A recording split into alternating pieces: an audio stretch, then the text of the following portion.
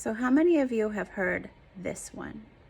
Just don't focus on the money. Don't focus on the money.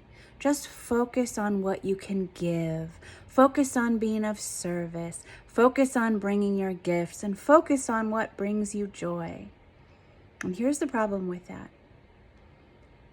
If you are listening to this, then that is a dead giveaway that you are already a sensitive person. You're a highly sensitive person, and maybe you're even an empath, which means that you already do focus on what you can give. You already do focus on what brings you joy. You already do focus on how you can be of service. You have done that all your life. All your life. And you've also done it in your business. Those messages are not for you. Those messages are for people who have not done those things and they're wanting to now bring in more of those things or whatever. But they're not for you. You have already done all of those things. And so every time you hear a message like that, what it actually does is shames you and diminishes you from your purpose. And your purpose is joy. You cannot have joy and you cannot share joy and you cannot uplift and help others when you are depleted and are not having your needs met and your wants met. So it is absolutely vital that you focus on the money for you types who are watching this and listening to this. Those people who already have that part figured out and they're not in touch with their feelings and they're not in touch with how they want to give back, yes, those messages are great for the greater population who feels that way. But it's not for you. So every time you hear those messages out there, you feel shamed and shut down. You're like, what more can I give? What more can I do? How more can I do this to tap into my joy? I shouldn't think about the money. When you must honor your need for the kind of money that you need and want in your life, you must honor it. And that doesn't mean you have to hyper focus on it. It doesn't mean you have to think about it all the time. And it doesn't mean you have to stress about it by any means.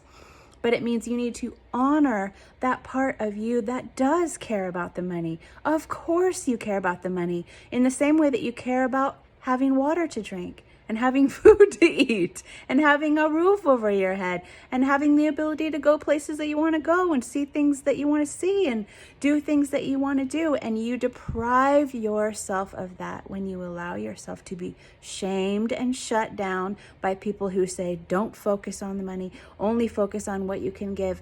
That's all you've ever done. That's all you've ever done at the expense of yourself. At the expense of who you are, at the expense of a vital part of yourself, that there's that little part of yourself that has been squashed probably since you were little, that wants to achieve, that wants to provide for herself, that wants to break the mold, that wants to go beyond those limitations that she's been told that she could never go beyond. There's a part of you that cares about the money, and that's her, and you must honor her. And so those messages that you hear out there, they're not for you. They're not for you. The message for you is, do focus on what you want. Do go after what you want, including money. Do honor your calling to receive financial support in exchange for your work to the degree that you want it.